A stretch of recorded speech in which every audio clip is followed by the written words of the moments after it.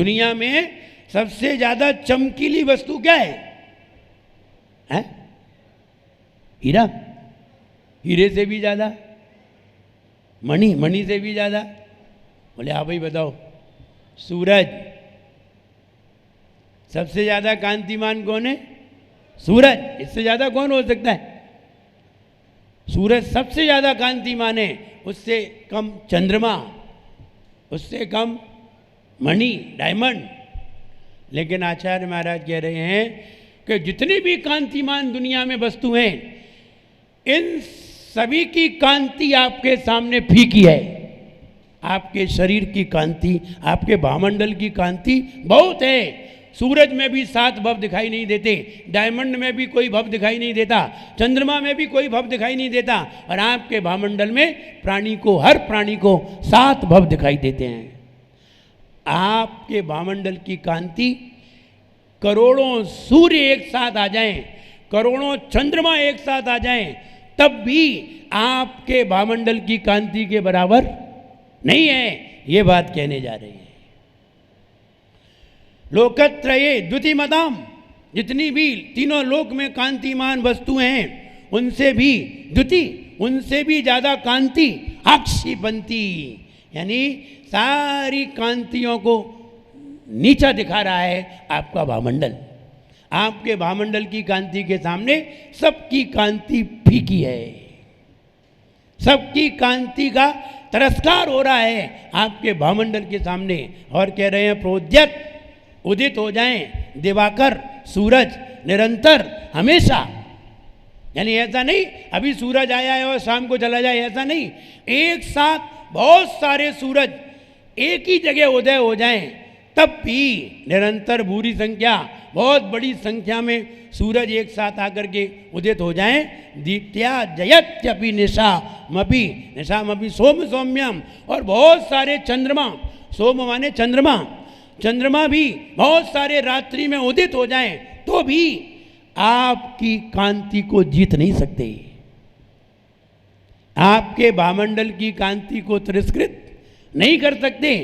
करोड़ों, कई संख्या में, यानी कई संख्या में सूरज और कई संख्या में चंद्रमा एक साथ उदित हो जाएं, तो भी आपके भामंडल की कांति की बराबरी नहीं कर सकते। ये बात कही है। नहीं भगवान, आपके भामंडल में कितनी कांति है, और इस कांति का तर्क यही है कि भामंडल में 7 भव दिखाई देते हैं। करोड़ों सूरज भी एक साथ आ जाएं तो भी 7 भव दिखाई नहीं देंगे। करोड़ों चंद्रमा भी एक साथ आ जाएं तो भी 7 भव तुम्हारे दिखाई नहीं देंगे, सिर्फ चंद्रमा ही दिखाई देंगे, सिर्फ चंद्रमा ही दिखाई देंगे, और कोई दिखाई नहीं, यानी कोई भव दिखाई नहीं देगा।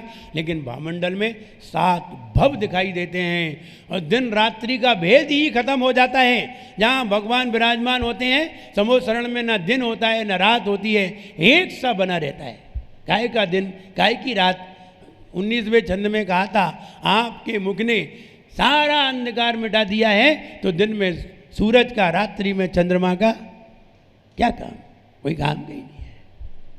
वही यहाँ कह रहे हैं, कई सूरज एक साथ आ जाएं, कई चंद्रमा एक साथ आ जाएं, लेकिन आपके भामंडल की कांति को कमजोर नहीं कर पा रहे हैं। यही बात बता रहे हैं। ये तेज अपने ही शरीर में पाया जाता है, और अपन ही इस तेज को पा सकते हैं जब अच्छे विचार करते हैं। कर्तव्य किसे कहते हैं? जो हमें मोक्ष मार्ग की ओर ले जाए उसे कर्तव्य कहते हैं, और जो मोक्ष मार्ग की ओर न ले जाए उसे कर्तव्य नहीं कहते। इसलिए भूल कर भी ये नहीं कहना ये मेरा कर्तव्य है, ये मेरा फर्ज है। ये फर्ज नहीं है, ये तुम्हारी सजा है, और इसको तुम समझ रहे हो, हाँ बिल्कुल सही है, सजा ही है। और अज्ञानता में किए गए अपराध की सजा तो मिलनी है, बस इतना ही अंतर है। कहीं सजा लंबी मिलती है तो कहीं सजा कम होती है।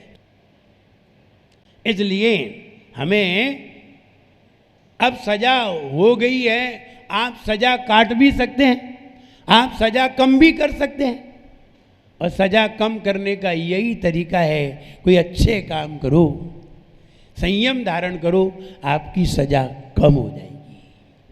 और संयम धारण नहीं करोगे तो सजा कहीं से भी कम होने वाली नहीं है। तो यहाँ कह रहे हैं भगवान, आपके भामंडल की कांति करोड़ों सूर्य और करोड़ों चंद्रमा की कांति को भी तिरस्कृत करती है। आपके भामंडल में 7 भव दिखाई देते हैं। हे भगवान, आपके भामंडल की कांति के सामने तीनों लोक की कांतिमान वस्तुएं तिरस्कृत हो जाती हैं। आपके भामंडल में 7 भव दिखाई देते हैं। धन्य है ऐसा भामंडल। प्यारे आदिनाथ भगवान करें गुरु मान तुंग गुणगान, जिन्हें नित्य धोख हमारी है। भक्तामर स्तोत्र की महिमा सबसे न्यारी है, कि मोरी सुन लियो हृदय में गुन लियो। तीन लोक के सकल पदार्थ कांति सभी की फीकी, सबसे कांतिमान भामंडल लगे भविष्य को नीकी। कई चंद्रमा रवि आ जाए अपनी प्रभा दिखाए, तेरे भामंडल की कांति फीकी न कर पाए। दिखे उसमें सबके भवसात, जहाँ नहीं होते हैं दिन रात, की शोभा अद्भुत न्यारी है। भक्तामर स्तोत्र की महिमा सबसे न्यारी है, कि मोरी सुन लियो हृदय में गुन लियो। आपका भामंडलम है कांतिमय भारी, 7 भव दिखते हैं जिसमें गोल आकारी।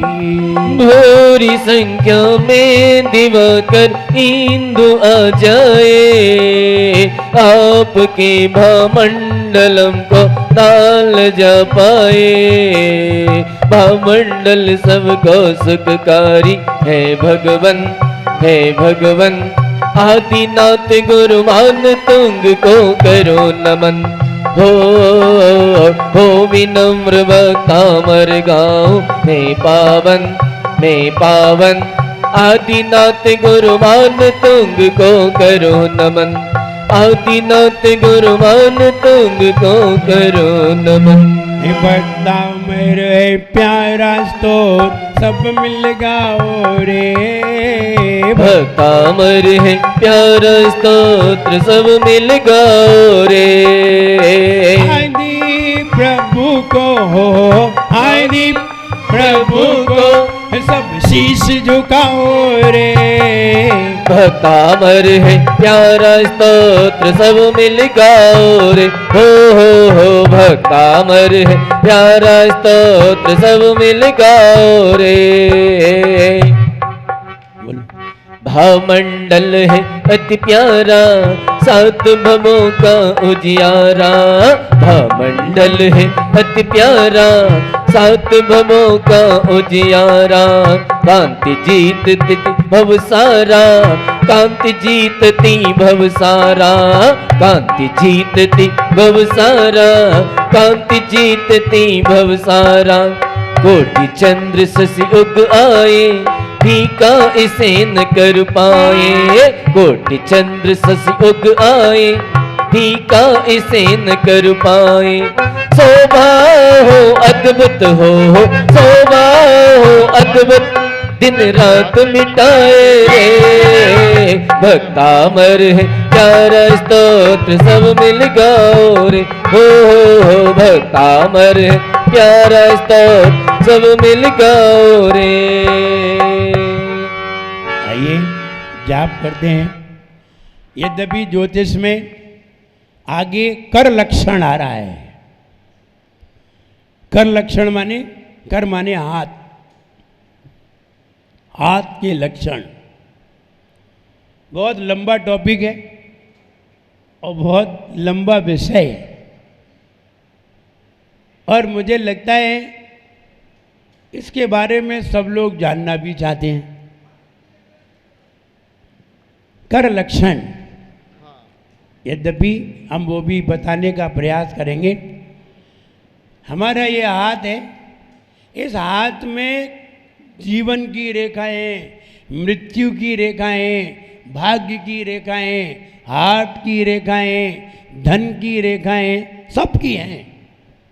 लेकिन जो जानने वाले हैं वे ही जानते हैं। हमें भी उसका पूर्ण ज्ञान नहीं है, लेकिन जितना हम पढ़ते हैं, जितना समझते हैं, बस वो ही बता सकते हैं। पूर्ण ज्ञान तो तब हो जब हम 8 महानिमित्त के ज्ञाता हों, तो पूर्ण ज्ञान भी हो सकता है। याद, इसको जरा पलटिए और इधर के हाथ को देखिए। अगर ये हाथ यूं ऐसा विराजमान करिए और ऐसा विराजमान करते समय अगर तुम्हारा हाथ ऐसा उठा हुआ है कटोरे की तरह, हल्का सा चांद की तरह, ऐसा गोल है, आप समझिए आपका हाथ बहुत भाग्यशाली है, आपका हाथ बहुत अच्छा है। आपका हाथ में थोड़ा सा उठाव हो और आपके अगर इस हाथ में बाल नहीं है तो आप समझिए आप किस्मत वाले हैं, और अगर बाल हों तो वो अशुभ का प्रतीक है। ऐसा व्यक्ति बहुत व्यापार में बहुत भागा दौड़ी करता है, पारिवारिक ढंग से, पारिवारिक स्थिति से अथवा व्यापारिक स्थिति से वो व्यक्ति कहीं ना कहीं दुखी रहता है। जिसके ऊपर के हाथ में, हाथ के ऊपर बाल पाए जाते हैं, बाल होते हैं, ऐसे लोग व्यापार और परिवार की दृष्टि से पूर्ण सुखी नहीं होते, कहीं ना कहीं दुखी होते हैं। और जिसका हाथ का पिछला भाग उठा हुआ हो, रोम रहित, वो व्यक्ति अच्छी विद्या को प्राप्त करता है, अच्छा धन प्राप्त होता है उसे, और यश भी अच्छा मिलता है, और सभी चीज़ों को अच्छी तरह उपयोग करता है। उसके यहाँ कोई कमी नहीं रहती।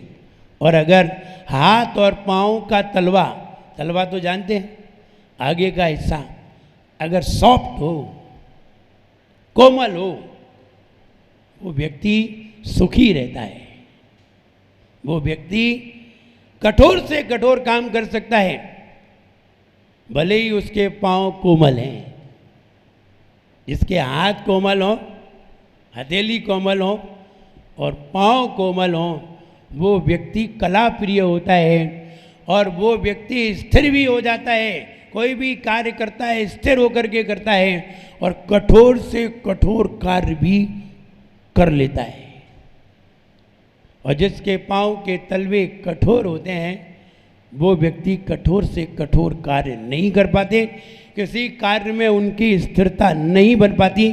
और अगर हथेली में कहीं ऐसे हाथ करते हैं और हाथ में कहीं गड्ढा ज़्यादा हो, बीच में हथेली में गड्ढा ज़्यादा हो, यानी हथेली दबी हुई हो। हथेली देखिए चपटी भी होती है, हाथ यूँ रखो चपटी भी होती है।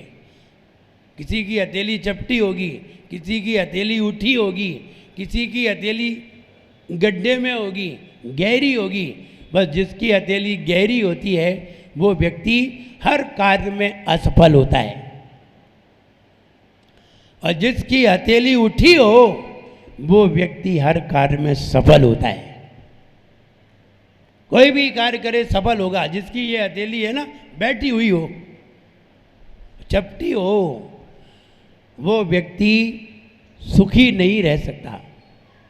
ये हाथ के लक्षण है, यद्यपि बहुत सारे हैं, हम आपको बताएंगे और आगे बताएंगे। किसी ने पूछा है महाराज चमत्कार को नमस्कार हो, ऐसा होता है, कुछ ऐसा करके दिखाएं जिससे कि आपने अपने जीवन में किया हो और वो चमत्कार हो। बहुत बड़ा चमत्कार है जीवन में दिगंबर होना। सबसे बड़ा चमत्कार है। जितने भी चमत्कार हैं सारे चमत्कार इस चमत्कार के आगे फेल हैं।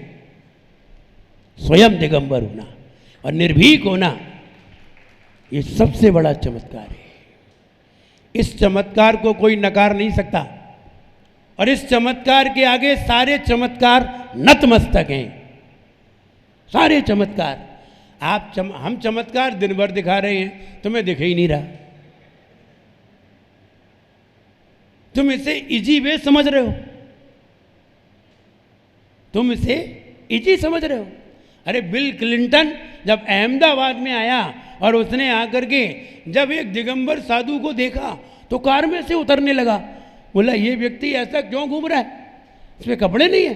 बोले नहीं, ये हमारे दिगंबर साधु हैं। साधु है, ऐसे ही रहते हैं? बोले हाँ। आश्चर्य कर गया। बोले हमने दुनिया में सारे आश्चर्य देखे हैं, ये आश्चर्य सिर्फ हिंदुस्तान में देखा है। तुम कहते हो आश्चर्य की बात, ये सबसे बड़ा आश्चर्य है।